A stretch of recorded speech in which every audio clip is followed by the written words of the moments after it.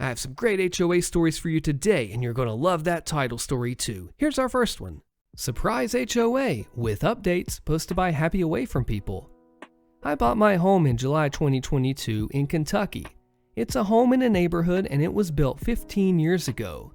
My neighborhood is big on young families, so about half, if not more, of the homeowners are not original. The neighborhood was developed by a builder very popular in the area. 2 weeks ago, everyone received a letter that our builders hired Omni, the devil, to oversee an HOA. The original homeowners said that they remembered this being mentioned when they bought the home. Everyone who bought a house from someone was not told this. It was not in our mortgage contract, and we were told no HOA. Because of this, several people have put above-ground pools, sheds, and porches, covered patios on their home. We all picked this neighborhood because it doesn't have an HOA.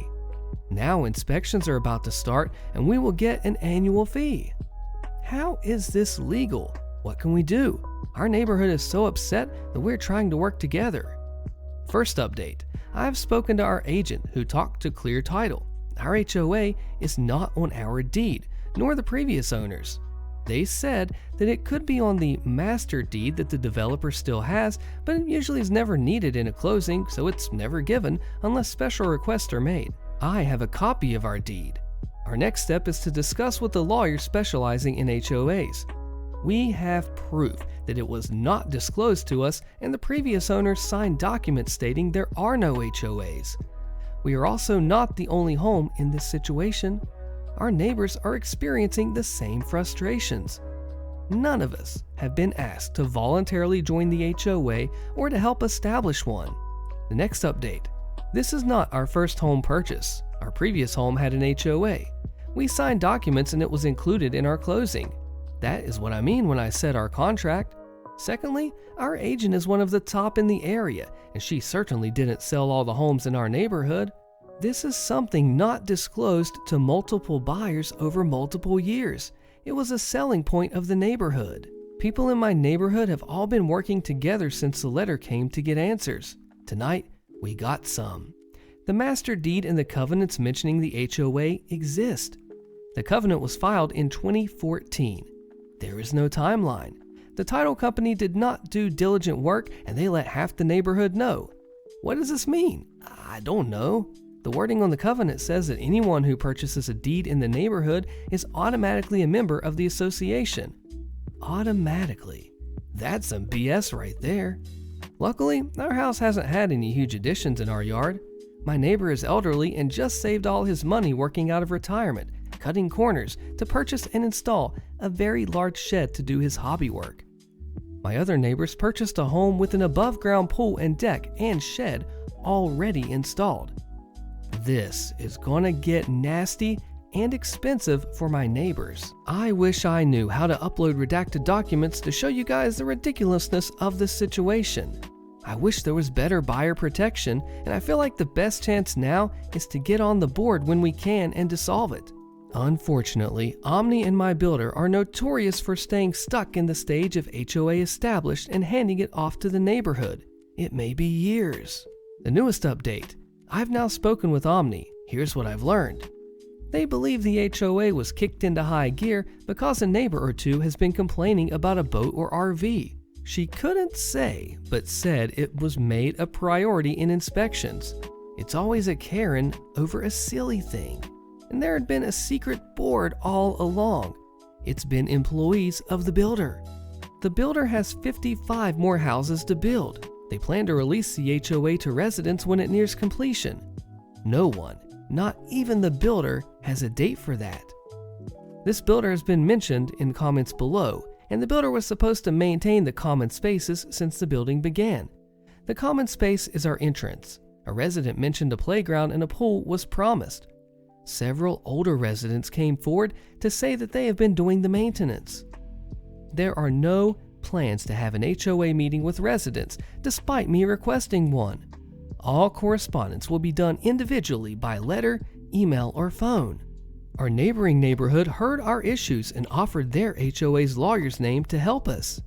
We have another lawyer looking into it. He is not charging us a retainer. Would you lawyer up if you were OP, or would you try to handle it yourself? Because when it gets into this kind of matter, things can get a little messy. What do you think?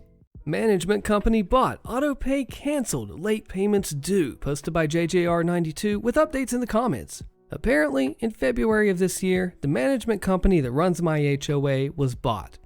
I just got a bill from collections telling me that I owe the back payment, plus $90 in late fees and collection fees. I had been set up on auto pay for years and I'd never missed a payment.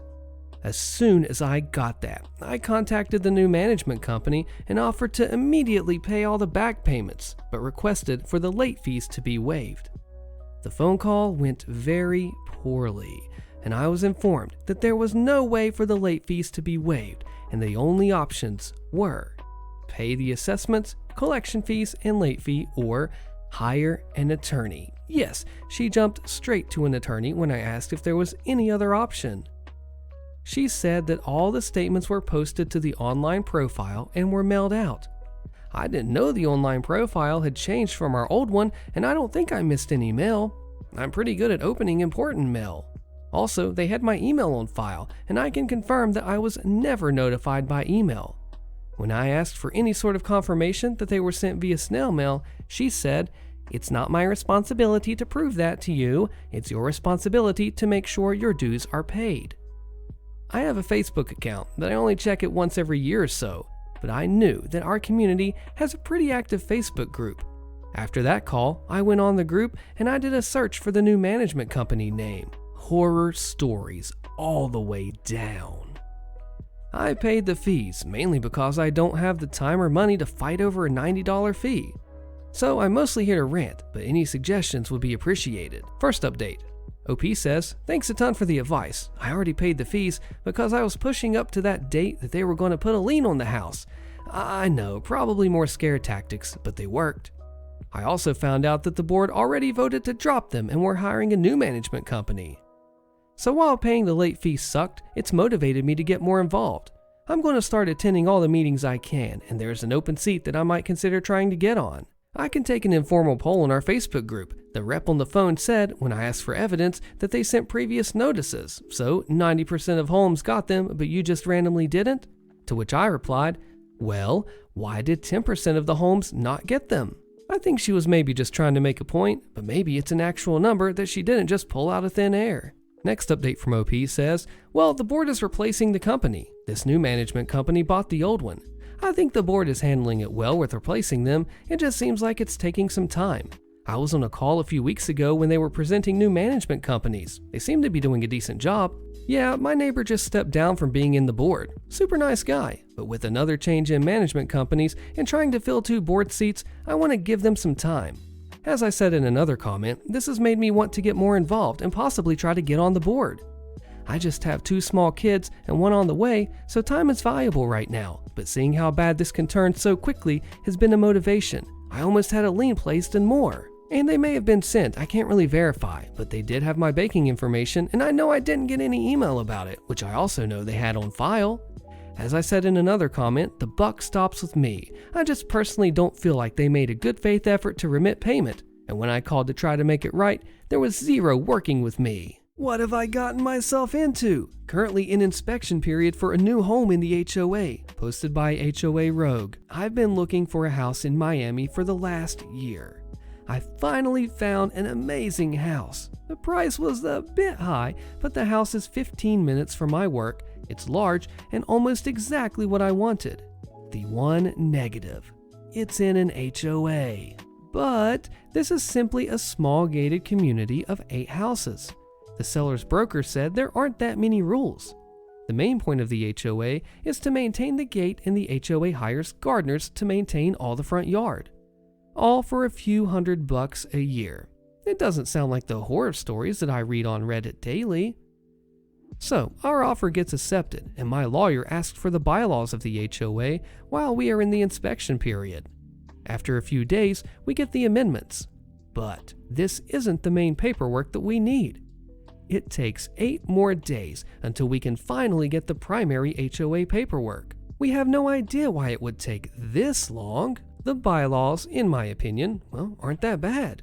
You bring in your garbage containers within 24 hours of pickup, Quiet hours of 10:30 p.m. on weekdays and 12:30 a.m. on weekends. No chickens and roosters, no Airbnb, any assessments over $500 must be agreed on by the majority, and so on. I am older and past my partying years, so I am all about the peace and quiet. There are additional rules that all the owners and tenants must be approved by the board, which is less great. I do like that there are no rules about adding a generator, colors a house may be, driveway rules, car must be in the garage, and so on. To me, this would be overreach. But my lawyer discovers that the HOA can't be making up most of the rules. The only thing they are allowed to govern, according to my lawyer after reading the paperwork, is the gate and common areas. He demanded that the board president answer how he thinks the board has the power to demand all of these rules. The lawyer is suggesting that the board has gone rogue. He is concerned about what other rules will the HOA come up with. We are now waiting for the response email. So now I am wondering if I screwed up. I have until Sunday, when inspection period ends, to make a decision. Did I mention that it's a really nice house? Important comments. Big one I see is requiring a membership vote for assessments over $500. That guarantees that the reserve fund will be underfunded and the HOA will be unable to pay for replacement of something that it's obligated to replace. It sounds like this is what may be going on. Once on the board, these people tend to develop an adversarial posture towards the other homeowners, imposing on the association their own personal standards of neighborhood appearance and homeowner deportment. They will micromanage your property through means of creative interpretation and outright embellishment of the CC&Rs. I forced 2 board members off of my HOA for thinking that they can pick on me in a meeting, posted by Brain Tumor Boy. I don't really pay attention to my homeowners association or HOA. It's a new community, under 2 years old, and I only went to my first meeting because a neighbor I've become buddies with told me that the HOA was being shady. My undergrad degree is in political science, so being a government structure and process nerd, I figured I'd check out the shenanigans for myself. At the meeting, one of the board members was being confronted about something that they had done. Initially, I had no clue what they were talking about, but by listening, I quickly understood the context and the scope. The board member responds to the questions by yelling and using pretty abusive language towards the residents who were asking him questions about what he did. That's a red flag. During his tirade, he told the people confronting him that he didn't answer to him.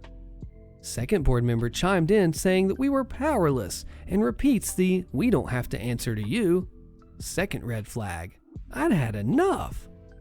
I raised my hand, and the president, which is the nice board member and the good guy in general, recognizes me and he gives me the floor.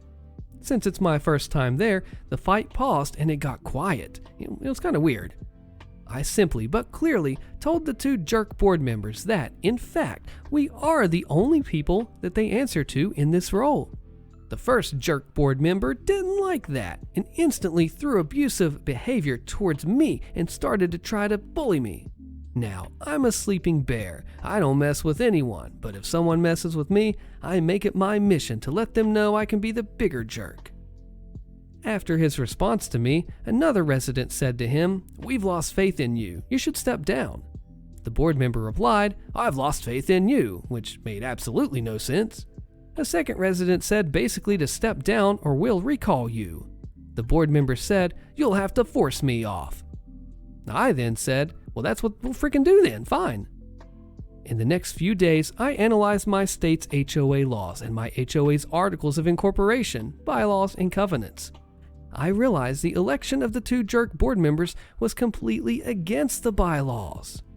So I wrote a demand letter to the HOA's attorney stating that the election of these 2 was in violation of our bylaws and they must be removed from the board.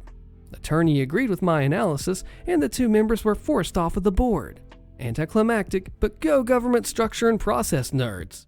Don't calculate a table's bills the moment you get their ordered ticket. It makes it hard to keep track. You got it, boss. Posted by Danver Santiago. For starters, I'm a 23-year-old university student working part-time at my aunt's restaurant to make a little extra moolah before the academic year starts. My job is pretty simple. It's an all-rounder job where I need to take people's orders, send tickets to the kitchen, calculate each table's bills, and handle payments and clear tables. Basically, I'm currently working part-time as a waitress. I'm only here until the end of this week because I secured another gig elsewhere before the academic year starts. So hey, I figured why not finish this week for a little extra cash before then. I get along with most of the staff, all of whom are a decade or so older than me, and said individuals work at the restaurant full time. There's another part-timer, he's 19, who's working here, and he comes to work whenever he's able since he's studying too. He wasn't around for a couple of weeks, so I've been left to sort out most waitressing matters. My shifts during lunch hour get particularly busy, which is why my system keeping the workflow super smooth is a crucial point to this post. The moment after bills have been settled, tables need to be cleared immediately because new customers come pouring in and some insist on being seated even before the tables have been cleared or wiped down. I came up with a system in the 3 weeks that I've been working here that works for both myself and my colleagues. Upon receiving tickets for orders that have been received, I always key in their order according to the table they're sat, so that it's less time consuming in the event that other customers want to settle their respective bills. Customers are expected to come to the payment counter when they're ready to pay, so this system is a lot easier and much more efficient than letting tickets pile up and only calculate the bill right when the customers are about to pay, which results in a longer line. I always make it a point to ask customers if their food has all arrived, if they were satisfied with the quality of their order, and if they ordered anything else that I hadn't seen on their tickets. Once they verify their orders are correct, that's all. I go about my day and mind my own business. That was until the other part-timer approached me earlier today. His point was an eyebrow raiser for sure. I'm not the type of person to pick fights or argue, so since he was so insistent that my way of doing things was making it difficult for him to keep track of additional orders at the table, I decided to just, let him have at it since he was so happy to tell me how to do my job. I simply smiled and nodded at him, making a beeline to the cleaning supplies and thinking to myself, you want to stop punching in people's orders? Sure thing. For a solid hour or two, I only collected the tickets, bringing them to the cash register and letting them pile up, just as he requested. When I noticed customers stand up from their seats and make their way to the payment counter, I would speed walk to the cleaning supplies and start collecting plates to show that my hands were occupied and that I wouldn't be able to sort out people's bills. I left it all to my dear coworker who tried telling me what to do and how to do it. It was the right call to make because the line that followed, due to his insistence on changing the system, snaked about halfway through the restaurant, full of customers waiting their turn to pay their bill. Once lunch hour had died down, I smiled to myself and went back to keying in people's tickets the way I always had. My part-time coworker sheepishly approached me with new additions to existing orders since then. Dead bird, posted by The Last Man Bear. So before I start the story, I need to give some background on my current job and my terrible boss. I work at an answering service. It's a company that handles the phones for several companies like plumbing companies, construction companies, and a few others. We handle the phones and take messages for them and page or text them out to the people working. On to my terrible boss. She is absolutely a greedy, horrible person and has no shame about it. She owns the answering service and also owns 5 other houses, one of which she rents out to someone. The office for the company is in shambles. The carpet was ruined from years of being walked on with no upkeep. The walls have holes in them, and the computers and equipment are incredibly old. I'm talking that some of the phones are still using 2000 old. She only has barely enough computers working for the employees to work on. There's maybe 10 or 12 old computers stocked up in the corner that don't work anymore. And she also treats the employees terribly. We'll have like 10 or 15 calls coming in at a busy time with one employee working, and she won't lift a finger to help. She'll just tell the employee to hurry up and yell at them when they can't handle the workload. Earlier this week, the computer at my station stopped working. Now I'm pretty sure it can be fixed, but my boss doesn't want to get it fixed. So instead of getting the computer fixed, she told me to go work out of one of her houses with a computer that has the necessary programs and equipment. The house she wanted me to go to is actually about 10 minutes closer to where I live compared to where the office is. So, yeah, whatever, I didn't make a big deal about it. She had me sign a non-disclosure form to not tell anyone about her house and included that I was not allowed to touch anything in the house. I was only allowed to touch the equipment that involved work. Again, I just thought, whatever, and she just signed it. So, into my story. I'm sitting at the desk earlier this week, and it was super slow, so I was reading a book. Then I notice her cat coming in from the doggy door with a dead bird in her mouth. So I call my boss, and the call goes like this. Hey, so your cat just walked in and it had, "Don't you freaking dare touch my cat." But the cat, "If you touch my cat, I will fire you. You hear me?" Yeah, all right. And then I hung up. I did absolutely jack crap about it. On my way out, I glanced down the hallway and saw a pile of feathers and bird parts all over her bed, which I laughed so hard at. I'm finishing up school in the next couple of months, so I'm biting the bullet and finishing off before I quit, since I don't want to find a part-time job for a month. But when I quit, you bet I'm going to tell someone about the work violations. The HOA towed me, but I'm not even in the HOA. Should I press charges? Click the video on your screen so you don't miss this awesome story, and I'll see you there.